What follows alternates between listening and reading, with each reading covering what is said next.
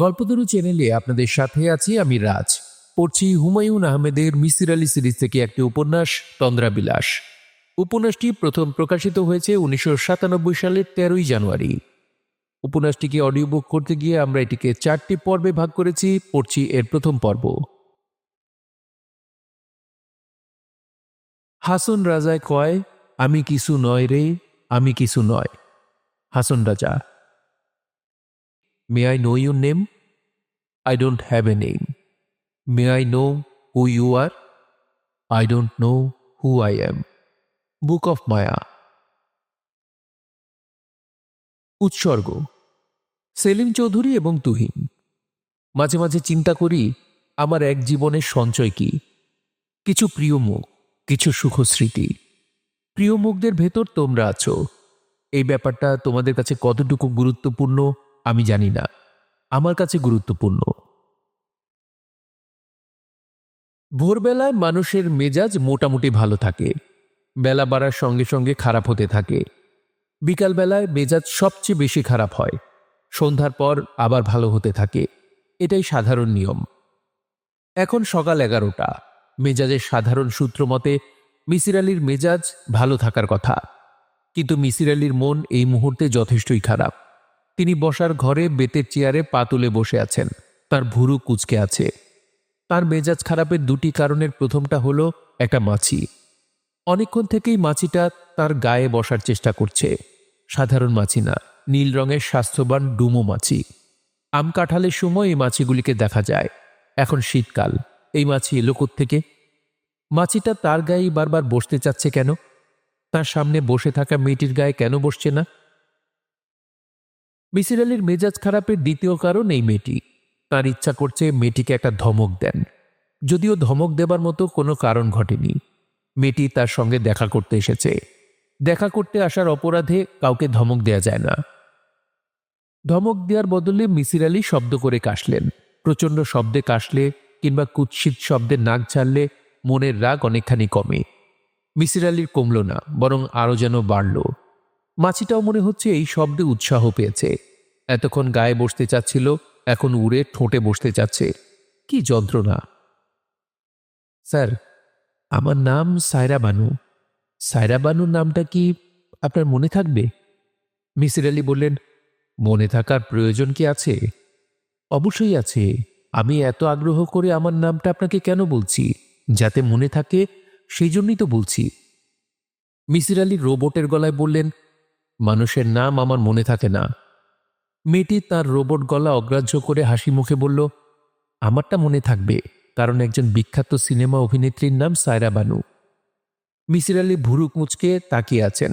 এখন তার মাথার যন্ত্রণা শুরু হয়েছে। অর্থহীন কথা শুনতে ভালো লাগছে না, তাছাড়া শীতও লাগছে। চেয়ারটা টেনে রোদে নিয়ে গেলে হয়, তাতে কিছুক্ষণ আরাম লাগবে, তারপর আবার রোদে গা চিরবির করতে থাকবে। শীতকালের এই এক যন্ত্রণা, ছায়া বা রোদ কোনোটাই ভালো লাগে না। মিসির আলী মাছিটার দিকে তাকিয়ে রইলেন। মাছিটার কারণে নিজেকে এখন কাঁঠাল কাঁঠাল মনে হচ্ছে। মেয়েটি খানিকটা মাথা ঝুঁকিয়ে বলল, আপনি দিলীপ কুমার, সায়রা বানু এদের নাম শোনেননি? দিলীপ কুমারের নাম শুনেছি। সায়রা বানু হচ্ছে দিলীপ কুমারের বউ। আমার বন্ধুরা অবশ্যই আমাকে সায়রা বানু ডাকে না, তারা ডাকে এসবি। সায়রার এস, বানুর বি, এসবি। এসবিতে আর কি হয় বলুন তো? বলতে পারছি না। এসবিতে হচ্ছে স্পেশাল ব্রাঞ্চ। আমার বন্ধুদের ধারণা আমার চেহারায় একটা স্পাই স্পাই ভাব আছে, এই জন্যই তারা আমাকে এসবি ডাকে। আচ্ছা, আপনারও কি ধারণা আমার চেহারায় স্পাই স্পাই ভাব? ভালো করে একটু আমার দিকে তাকান না। আপনি সারাক্ষণ এদিক ওদিক তাকাচ্ছেন কেন? মিসির আলী এদিক ওদিক তাকাচ্ছেন না, মাছিটার দিকে তাকিয়ে আছেন। মাছিটা এদিক ওদিক করছে বলেই এদিক ওদিক তাকাতে হচ্ছে। আচ্ছা, পৃথিবীতে মোট কত প্রজাতির মাছি আছে? এই যে শুনুন, তাকান আমার দিকে। মিসির আলী মেয়েটির দিকে তাকালেন। অতিরিক্ত ফর্সা একটি মেয়ে। বাঙালি মেয়েদের গায়ের রঙের একটা মাত্রা আছে, কোনো মেয়ে যদি সেই মাত্রা অতিক্রম করে যায় তখন আর ভালো লাগে না, তার মধ্যে বিদেশি বিদেশি ভাব চলে আসে, তাকে তখন আর আপন মনে হয় না। সায়রা বানুর ক্ষেত্রেও তাই হয়েছে, তাকে পরপর লাগছে। মেয়েটির মাথা ভর্তি চুল, সেই চুলেও লালচে ভাব আছে। অতিরিক্ত ফর্সা মেয়েদের ক্ষেত্রে তাই হয়, তাদের গায়ের রঙের খানিকটা এসে চুলে লেগে যায়। চুল লালচে দেখায়, খানিকটা এসে লাগে চোখে, চোখ তখন আর কালো মনে হয় না। মেয়েটির মুখ লম্বাটে, একটু বোচা ধরনের নাক, বোচা নাক থাকায় রক্ষা। বোচা নাকের কারণেই মেয়েটিকে বাঙালি মনে হচ্ছে। খাড়া নাক হলে মেডিটেরিনিয়ান সমুদ্রের পাশের গ্রিক কন্যা বলে মনে হতো। বয়স কত হবে? 19 থেকে 25-এর ভেতর। মানুষের বয়স চট করে ধরতে পারার কোনো পদ্ধতি থাকলে ভালো হতো। গাছের রিঙ্গুনে বয়স বলা যায়, মানুষের তেমন কিছু নেই। মানুষের বয়স তার মনে বলেই বোধ হয়। আচ্ছা, একটা মাছি কতদিন বাঁচে? স্যার, কথা বলছেন না কেন? আমাকে কি স্পাই মেয়ে বলে মনে হচ্ছে? স্পাই মেয়েদের চেহারা আলাদা হয় বলে আমি জানি না। একটু আলাদা হয়। স্পাই মেয়েদের মুখ দেখে এদের মনের ভাব বোঝা যায় না। এদের মুখে একরকম ভাব, মনের ভেতর আরেক রকম। তোমারও কি তাই? জি। ও, আপনাকে বলতে ভুলে গেছি, এসবি ছাড়াও আমার আরেকটা নাম আছে। নাম ঠিক না, খেতাব। নববর্ষে পাওয়া খেতাব। আমাদের কলেজে পহেলা বৈশাখে খেতাব দেওয়া হয়। আমার খেতাবটা হচ্ছে সাদা বাঘিনী। এসবিতে সাদা বাঘিনীও হয়। সাদা বাঘিনী টাইটেল কেন পেয়েছিলাম শুনতে চান? খুবই মজার গল্প। মিসির আলি তাকিয়ে রইলেন।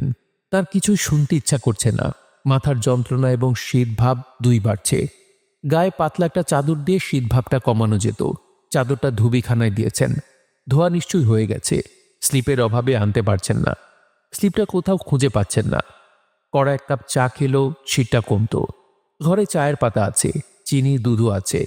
গতকালই কিনে এনেছেন, কিন্তু গ্যাসের চুলায় কি একটা সমস্যা হচ্ছে। কিছুক্ষণ আগুন জ্বলেই হুশ করে নিভে যায়। মিস্ত্রি ডাকিয়ে চুলা ঠিক করা দরকার। গ্যাস মিস্ত্রিরা কোথায় থাকে কে জানে। সায়রাবানু মেয়েটি হড়বড় করে কথা বলে যাচ্ছে। তার কথা তিনি মন দিয়ে শুনছেন না।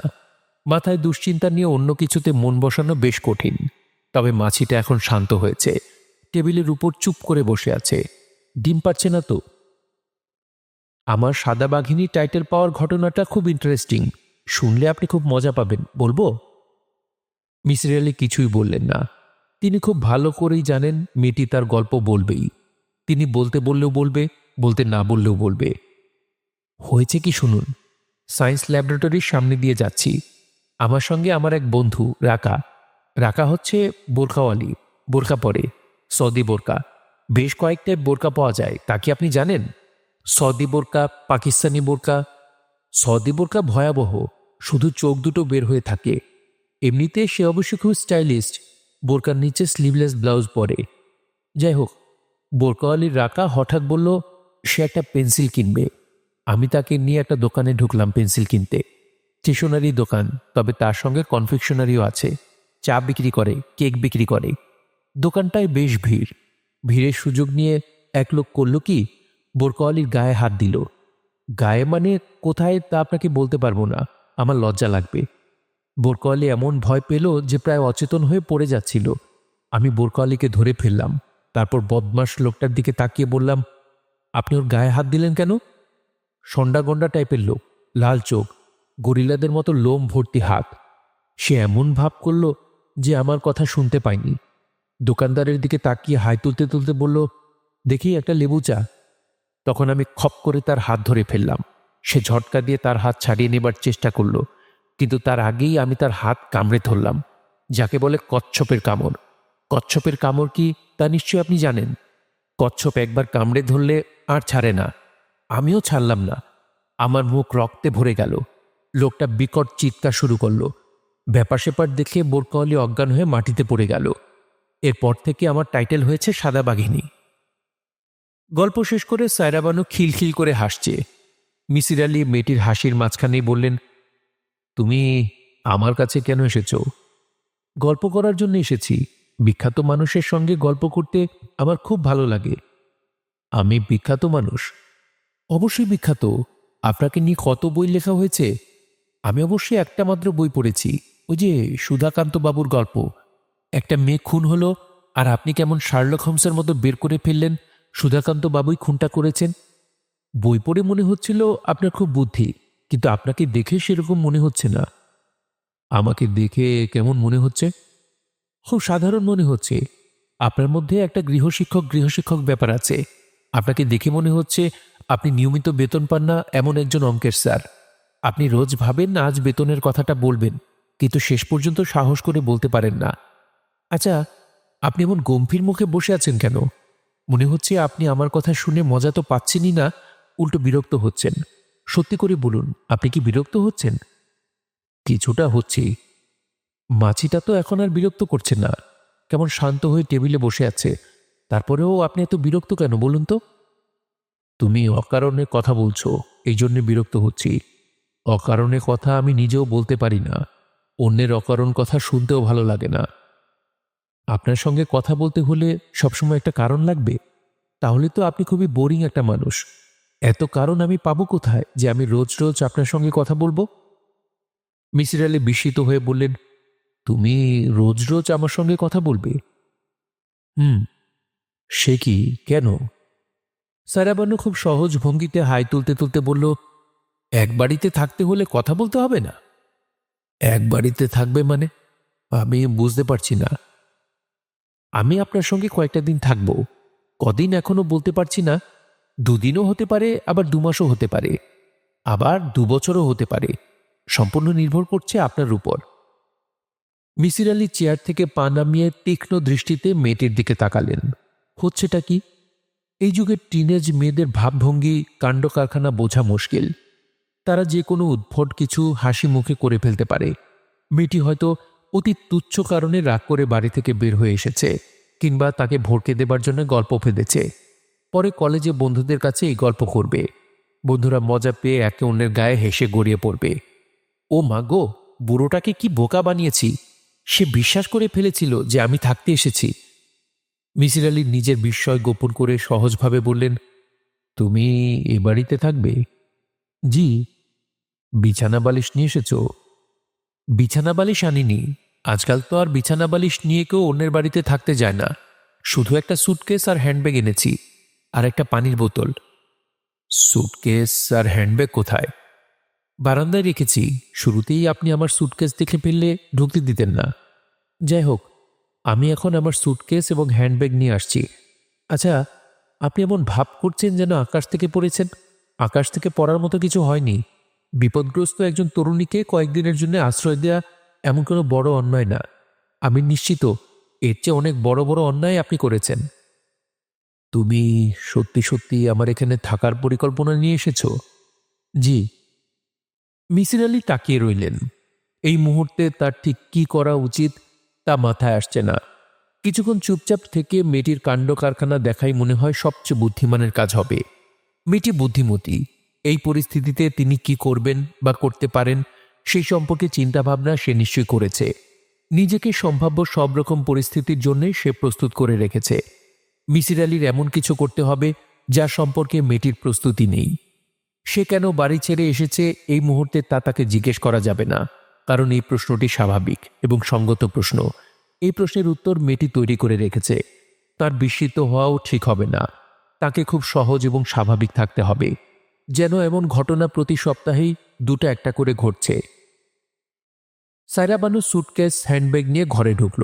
মিসির আলি বিস্মিত হয়ে লক্ষ্য করলেন সে গুনগুন করে কি একটা গানের সুরও যেন ভাবছে। কত সহজ স্বাভাবিক তার আচরণ। কেক খাবেন? কেক? হুম, আমার নিজের বেক করা। ডিমের পরিমাণ বেশি হয়েছে বলে একটু ডিম ডিম গন্ধ হয়ে গেছে। অনেকে ডিমের গন্ধ একেবারে সহ্য করতে পারে না। আমার কাছে অবশ্যই খারাপ লাগে না। দেবো আপনাকে 1 পিস কেক? না। আপনাকে একটু বাজারে যেতে হবে, কয়েকটা জিনিস কিনতে হবে। আমি অতি দ্রুত চলে এসেছি তো, কাজেই অনেক প্রয়োজনীয় জিনিস আনা হয়নি। টুথপেস্ট এনেছি, টুথব্রাশ আনিনি। আমার অভ্যাস হচ্ছে রাতে শোবার সময় কুটকুট করে কয়েকটা লবঙ্গ খাওয়া। লবঙ্গ খেলে শরীরের রক্ত পরিষ্কার থাকে, কখনো হার্টের অসুখ হয় না। সেই লবঙ্গ আনা হয়নি। আপনাকে লবঙ্গ আনতে হবে, পারবেন? আমি আপনাকে টাকা দিয়ে দেব। আমি সঙ্গে করে অনেক টাকা নিয়ে এসেছি। বলুন তো কত এনেছি? বলতে পারছি না। অনুমান করুন, আপনি হচ্ছেন বিখ্যাত মিসির আলি। আপনার অনুমান হবে পৃথিবীর শ্রেষ্ঠ অনুমান। বলুন আমার সঙ্গে কত টাকা আছে? 5,000 টাকা। হয়নি। আমার সঙ্গে আছে মোট 51,000 টাকা। 500 টাকার একটা বান্ডিল এনেছি, আর এনেছি 10 টাকার একটা বান্ডিল। সেখান থেকে কিছু খরচ করেছি। বেবি ট্যাক্সি ভাড়া দিয়েছি 30 টাকা। ঠিক এই মুহূর্তে আমার কাছে আছে 50,970 টাকা। আপনাকে টুকটাক বাজারের জন্য 500 টাকা দিচ্ছি, যা লাগে খরচ করবেন, বাকিটা ফেরত দিবেন। এই নিন। সায়রা বানু তার কাঁধে ঝুলানো কালো ব্যাগ খুলে টাকা বের করল। মিসির আলি টাকাটা নিলেন।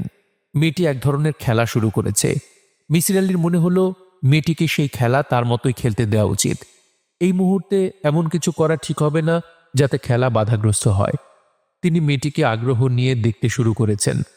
তার তাকানোর ভঙ্গি, হাঁটার ভঙ্গি, বসার ভঙ্গি, আপাত দৃষ্টিতে এইসব খুবই ছোটখাটো ব্যাপার থেকে অনেক কিছু জানা যায়। সায়রা বানু চেয়ারে বসতে বসতে বলল, আমার খাওয়া নিয়ে আপনি মোটেই চিন্তা করবেন না। যা খাওয়াবেন আমি তাই খাবো, শুধু মাছ ছাড়া। মাছ আমি খেতে পারি না, গন্ধ লাগে। অবশ্যই চিংড়ি মাছ খাই। চিংড়ি মাছ কেন খাই বলুন তো? বলতে পারছি না। চিংড়ি মাছ খাই কারণ চিংড়ি মাছ হচ্ছে আসলে এক ধরনের পোকা।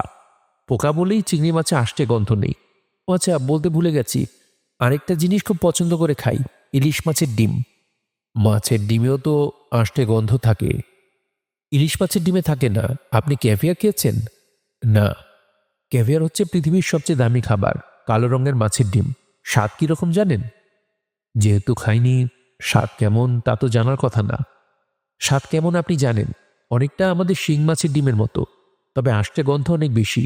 নাক চেপে ধরে আমি একবার খানিকটা খেয়েছিলাম, তারপর বমি টমি করে একাকার। মিসির আলি পাঞ্জাবির পকেট থেকে সিগারেট বের করলেন। সঙ্গে দেয়াশলাই নেই। দেয়াশলাইয়ের খোঁজে রান্নাঘরে যেতে হবে। চেয়ার ছেড়ে উঠতে ইচ্ছা করছে না। মেয়েটাকে কি বলবেন দেয়াশলাই এনে দিতে? মিসির আলিকে কিছু বলতে হলো না। তার আগেই সায়রা বানু বলল, আপনার লাইটার লাগবে? আছে তোমার কাছে? আছে, আপনি সিগারেট মুখে দিন, আমি ধরিয়ে দিচ্ছি। মেয়েটা যে ভঙ্গিতে লাইটার ধরালো তাতে মনে হলো সিগারেট ধরিয়ে দিয়ে তার অভ্যাস আছে। সে নিজে সিগারেট খায় না তো? না, খায় না। সিগারেটের ধোঁয়ায় সে নাক কুচকাচ্ছে। এই লাইটারটা আপনি রেখে দিন, লাইটারটা আমি আপনার জন্য এনেছি। Thank you. আর এক প্যাকেট সিগারেটও এনেছি। আপনার একটা বইয়ে পড়েছিলাম একজন কে আপনার সঙ্গে দেখা করতে আসতো, যেদিনই আসতো আপনার জন্য এক প্যাকেট সিগারেট নিয়ে আসতো। মিসির আলি সিগারেটে লম্বা টান দিয়ে বললেন, একটু আগে বলেছিলে তুমি একটা বই পড়েছ। মিথ্যা কথা বলেছিলাম, অনেকগুলি বই পড়েছি। সুধাকান্ত বাবুর উপর লেখা বইটা সবচেয়ে ভালো লেগেছে। ওইটা আমি পড়েছি 3 বার। না, 3 বার না, 2.5 বার পড়েছি। 2 বার পড়েছি পুরোটা, শেষবার পড়েছি শুধু শেষের 20 পাতা। ভালো। মিথ্যা কথা বললে কি আপনি রেগে যান? না। আমাকে কেউ মিথ্যা কথা বললে আমি অবশ্যই খুব রেগে যাই। আর আমার এমনই কপাল যে সবাই শুধু আমার সঙ্গে মিথ্যা কথা বলে। তবে আপনি বলবেন না সেটা আমি জানি। আপনার চেহারা দেখেই বোঝা যায় আপনি মিথ্যা কথা বলতে পারেন না। আপনি কি জানেন যারা সবসময় মিথ্যা কথা বলে তাদের চেহারায় একটা মাই ডিয়ার ভাব থাকে? তাই নাকি? জি। যেসব মেয়েকে দেখবেন খুব মায়া মায়া চেহারা, আপনি ধরেই নিতে পারেন তারা প্রচুর মিথ্যা কথা বলে। এই তথ্য জানতাম না। আপনি মিসির আলি, আর আপনি সাধারণ তথ্য জানেন না? অথচ বইয়ে কত আশ্চর্য আশ্চর্য কথা যে আপনার সম্পর্কে লেখা হয়। যেমন কাউকে এক পলক দেখেই আপনি তার সম্পর্কে হড়বড় করে অনেক কথা বলে দিতে পারেন। আসলে কি পারেন? না, পারি না। আচ্ছা, চেষ্টা করে দেখুন না, আমার সম্পর্কে বলুন। কি বলবো? আমাকে দেখে কি মনে হচ্ছে এইসব? দেখি আপনার পাওয়ার অফ অবজারভেশন। দেখো সায়রা বানু, আমি পরীক্ষা দেই না। পরীক্ষা ভাবছেন কেন? ভাবেন একটা খেলা। বলুন, আমার সম্পর্কে বলুন। মিসির আলি হাতের সিগারেট ফেলে দিলেন। আরেকটা সিগারেট ধরাতে ইচ্ছা করছে। তিনি নিজের উপর একটু বিরক্ত হচ্ছেন, কারণ তার টেনশন হচ্ছে। টেনশন হলেই একটা সিগারেট শেষ করার সঙ্গে সঙ্গে আরেকটা সিগারেট ধরাতে ইচ্ছা করে। তার শরীর ভালো না, এখন কিছুদিন টেনশন ফ্রি জীবনযাপন করতে চান। অজানা অচেনা একটা মেয়ে হুট করে উপস্থিত হয়ে তাতে বাধা দিচ্ছে। মেয়েটি আগ্রহ নিয়ে বলল, কি হলো, কিছু বলছেন না কেন?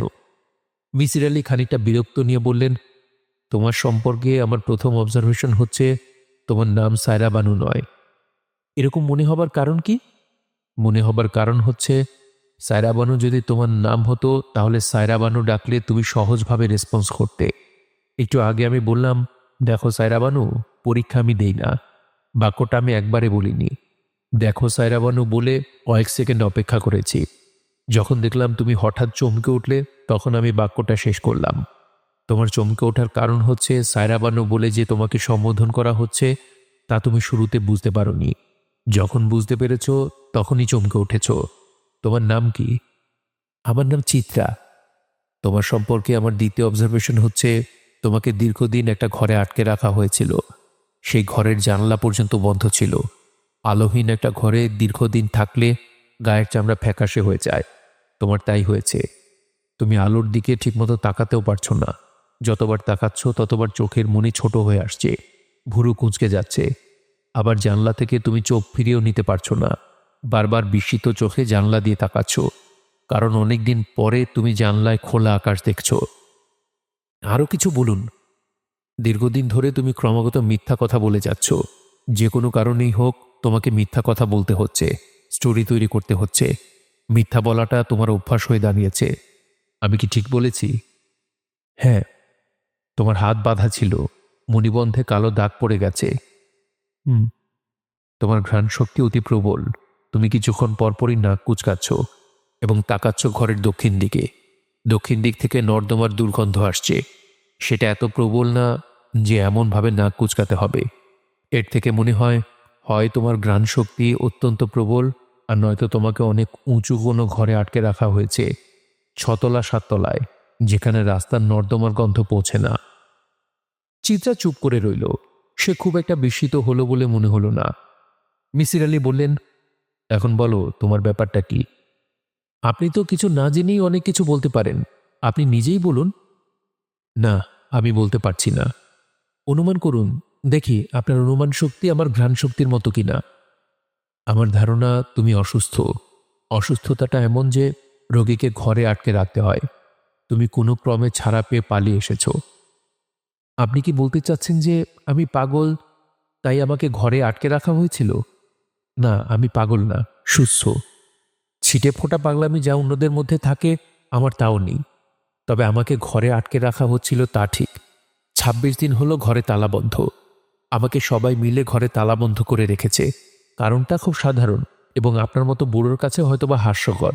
কারণটা বলবো? মিসির আলী হ্যাঁ না কিছুই বললেন না। মেয়েটির স্বভাব যা, তাতে তিনি যদি বলেন হ্যাঁ বলো, তাহলে সে নিশ্চিতভাবেই বলবে না, বলবো না।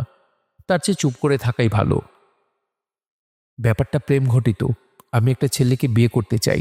দরিদ্র ফালতু টাইপ ছেলে, কিছুই করে না, তার প্রেমে পড়ার কারণ নেই। তারপরেও আমি পড়ে গেছি এবং এবং কি, গোপনে বিয়ে করার জন্যে তার সঙ্গে পালিয়েও গিয়েছিলাম। আমাকে ধরে আনা হয়। আমি তো খুব জেদি মেয়ে, কাজেই আমি সবাইকে বলি আমি আবারও পালিয়ে যাব। তোমাদের কোনো সাধ্য নেই আমাকে ধরে রাখার।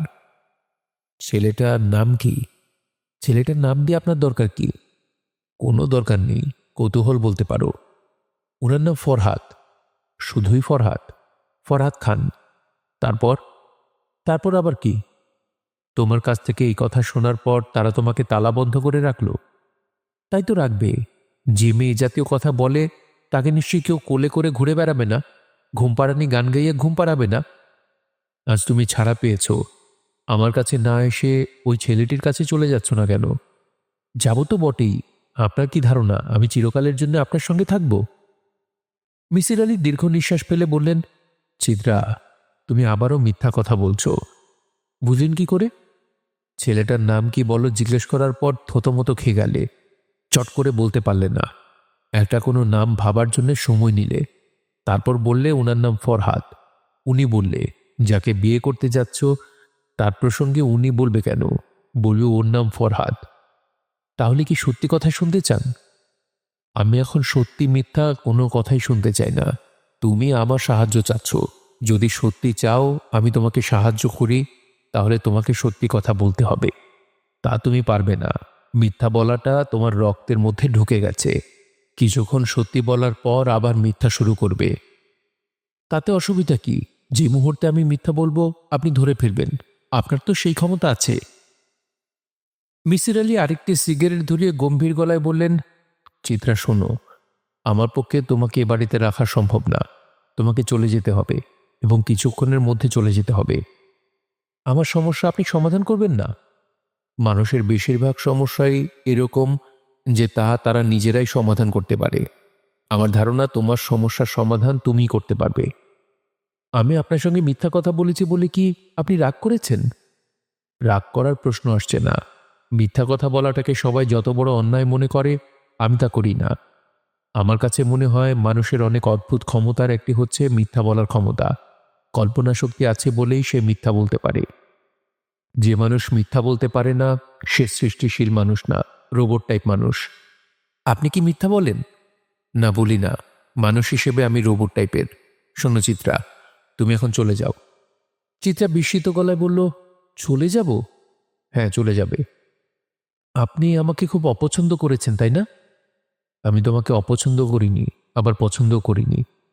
আমার বিষয়ে আপনার কোনো কৌতূহলও হচ্ছে না? লোকজনের ধারণা আমার কৌতূহল খুব বেশি। আসলে তা না, আমার কৌতূহল কম, অনেক কম। নীল রঙের মাছিটার দিকে আপনি যতটা কৌতূহল নিয়ে তাকিয়েছেন, আমার দিকে তাও তাকাননি। আমি কি মাছির চেয়েও তুচ্ছ? মিসির আলি চুপ করে রইলেন। চিত্রা ক্লান্ত গলায় বলল, আচ্ছা, আমি চলে যাচ্ছি, কিন্তু আপনি দয়া করে গম্ভীর হয়ে থাকবেন না। যাবার আগে হাসি মুখে থাকুন। আপনার হাসি মুখ দেখে যাই। মিসির আলি হাসলেন। চিত্রা বলল, বাহ, আপনার হাসি তো সুন্দর। যারা গম্ভীর ধরনের মানুষ, তাদের হাসি খুব সুন্দর হয়। এরা হঠাৎ হঠাৎ হাসে তো, এই জন্যে। আর যারা সবসময় হাসি মুখে থাকে, তাদের হাসি হয় খুব বিরক্তিকর, তাদের কান্না হয় সুন্দর। আচ্ছা, আমি তাহলে এখন উঠি। চিত্রা উঠে দাঁড়ালো। মেয়েটা এত সহজে চলে যেতে রাজি হবে তা মিসির আলি ভাবেননি। তিনি স্বস্তির নিঃশ্বাস ফেললেন। আচ্ছা শুনুন, আমি আমার ব্যাগগুলি রেখে যাই। ব্যাগ হাতে মানুষের বাড়ি বাড়ি গিয়ে আশ্রয় খোঁজার তো কোনো মানে হয় না, তাই না? বালিশ বিছানা নিয়ে যাওয়াই তো ভালো। সবাই ভাববে এই মেয়ের আসলেই আশ্রয় প্রয়োজন। আপনি কিন্তু সেরকম ভাবেননি। আপনি আমাকে তাড়িয়ে দিচ্ছেন। যাই হোক, আমি জিনিসপত্র রেখে যাচ্ছি, একসময় এসে নিয়ে যাব। আচ্ছা, আপনি আসলেই রোবট টাইপ মানুষ। যাই, কেমন? তুমি কি তোমার বাড়ির টেলিফোন নাম্বারটি দিয়ে যাবে? কেন? আচ্ছা, দিচ্ছি, কাগজে লিখে দিচ্ছি। নিতান্ত প্রয়োজন না হলে টেলিফোন করবেন না। আর যদি করেন, আপনি ভয়াবহ বিপদে পড়ে যাবেন। এবার কিন্তু আমি সত্যি কথা বলছি। কি বলছি না? মনে হচ্ছে বলছো। চিত্রা তার হ্যান্ডব্যাগ থেকে কাগজ নিয়ে টেলিফোন নাম্বার লিখল। ছোট্ট নিঃশ্বাস ফেলে বলল, এ নিন নাম্বার। আবারও বলছি, নিতান্ত প্রয়োজন না হলে টেলিফোন করবেন না। নিতান্ত প্রয়োজন বলতে তুমি কি বোঝাচ্ছ? ধরুন আমি আপনার ঘর থেকে বের হলাম, আর হঠাৎ একটা ট্রাক এসে আমার গায়ের উপর দিয়ে চলে গেল। তখন আপনি বাসায় টেলিফোন করে বলবেন চিত্রা মারা গেছে। আচ্ছা, ঠিক আছে। চিত্রা বেশ সহজ ভঙ্গিতেই বের হলো। মিসির আলি উঠে দরজা বন্ধ করে দিলেন। তিনি আজ ঘর থেকে বের হবেন না। তিনি জানেন ঘন্টা দুয়েকের ভেতর চিত্রা ফিরে আসবে, তার জিনিসপত্র নিয়ে যাবে। মেয়েরা তাদের ব্যক্তিগত জিনিসপত্র কোথাও রেখে স্বস্তি পায় না, কাজেই অপেক্ষা করাই ভালো। খুবই আশ্চর্যের ব্যাপার, মেয়েটি চলে যাবার পর মিসির আলির একটু মন খারাপ হয়ে গেল। পাখি উড়ে যাবার পর পাখির পালক পড়ে থাকে। মেয়েটা চলে গেছে, তারপরেও কিছু যেন রেখে গেছে। সুটকেস এবং হ্যান্ডব্যাগ নয়, অন্য কিছু। মেয়েটির রেখে যাওয়া 500 টাকার নোটটা পকেটে। টাকাটা ফেরত দিতে ভুলে গেছেন। আশ্চর্য কাণ্ড, মেয়েটি তার কালো ব্যাগও ফেলে গেছে। তার সব টাকা তো ওই ব্যাগে। বেবি ট্যাক্সি নিয়ে যদি কোথাও যায়, ভাড়া দিতে পারবে না। মিসির আলি অস্বস্তি বোধ করছেন। মেয়েটাকে মাথা থেকে তাড়াতে পারছেন না। মাছিটা এখনো টেবিলে বসে আছে। মারা গেছে নাকি? না, মারা যায়নি। কীট এবং পতঙ্গ জগতের নিয়ম হলো মৃত্যুর পর উল্টো হয়ে থাকা। পিঠ থাকবে মাটিতে, পা থাকবে শূন্যে। মাছির বেলাতেও নিশ্চয়ই সেই নিয়ম। মিসির আলি তার লাইব্রেরির দিকে এগুলেন। মাছির সম্পর্কে জানার জন্য কোনো বই কি আছে লাইব্রেরিতে? থাকার তো কথা। মাছি সম্পর্কে মিসির আলি তেমন কোনো তথ্য জোগাড় করতে পারলেন না। শুধু জানলেন পৃথিবীতে মোট 85,000 প্রজাতির মাছি আছে। মৌমাছি যেমন মাছি, ড্রাগন ফ্লাইও মাছি। সবচেয়ে ছোট মাছি প্রায় অদৃশ্য, আর সবচেয়ে বড় মাছি চড়ুই পাখি সাইজের। এদের সবারই দুজোড়া পাখা থাকে। এক জোড়া তারা ওড়ার কাজে ব্যবহার করে, অন্য জোড়া ভারসাম্য বজায় রাখতে ব্যবহার করে। বেশিরভাগ প্রজাতির মাছি মানুষের পরম বন্ধু। শুধু হাউস ফ্লাই নয়, এদের প্রধান কাজ অসুখ ছড়ানো।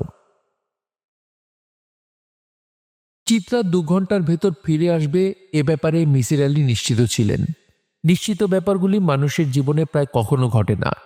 চিত্রা 2 ঘন্টা কেন, 10 দিনের মাথাতেও ফিরে এলো না। তার হ্যান্ডব্যাগ এবং সুটকেসে ধুলা জমতে লাগলো। সে একটা টেলিফোন নাম্বার দিয়ে গিয়েছিল। টেলিফোন নাম্বার লেখা চিরকুট তিনি ড্রয়ারে যত্ন করে রেখে দিয়েছিলেন। অযত্নে অবহেলায় রাখা কাগজপত্র সবসময় পাওয়া যায়। যত্নে রাখা কাগজ কখনো পাওয়া যায় না। মার্ফির এই সূত্র ভুল প্রমাণিত হলো। মিসির আলি ড্রয়ার খুলেই চিরকুটটা পেলেন এবং সেই চিরকুট দেখে তিনি ছোটখাটো একটা চমক খেলেন। চিরকুটে টেলিফোন নাম্বার লেখা নেই, শুধু সুন্দর অক্ষরের লেখা হেল্প মি। মিসির আলির একটু মন খারাপ হলো। মেয়েটির সমস্যার কথা মন দিয়ে শুনলেই হতো। তিনি এতটা অধৈর্য হলেন কেন? বাড়িঘর ছেড়ে নিতান্ত অকারণে এই বয়সের একটা মেয়ে চলে আসে না। এই বয়সের মেয়েদের মাথায় নানান উদ্ভট ব্যাপার খেলা করে। তারপরেও বাড়ি ঘর ছাড়ার ব্যাপারে তারা খুব সাবধানী হয়। আশ্রয় মেয়েদের কাছে একটা বড় ব্যাপার। প্রকৃতি মেয়েদের সেইভাবেই তৈরি করেছে। ভবিষ্যতে এরা সন্তানের জন্ম দেবে, সেই জন্যই তাদের নিরাপদ আশ্রয় দরকার। কাজেই হে মাতৃজাতি, তোমরা আশ্রয় কখনো ছাড়বে না। এই হলো ডিএনএর অনুশাসন। ডিএনএ অনুশাসনের বাইরে যাবার ক্ষমতা তাদের নেই। মেয়েটি তার সঙ্গে যোগাযোগের কোনো পথ রাখেনি। পথ রাখলে তিনি বলতেন, হ্যাঁ, আমি এখন তোমার কথা শুনব, সত্যি মিথ্যা সব কথাই শুনব। আগেরবার তোমার কথা শুনতে চাইনি। তোমার হাত থেকে রক্ষা পাবার ব্যাপারটাই আমার মাথায় প্রবলভাবে ছিল, তার জন্য আমি দুঃখিত। মেয়েটি তার হ্যান্ডব্যাগ এবং সুটকেসে কোনো ঠিকানা কি রেখে গেছে? সুটকেস খুললে কোনো গল্পের বই কি পাওয়া যাবে যেখানে তার নাম এবং বাড়ির ঠিকানা লেখা? বই পেলেও লাভ হবে না।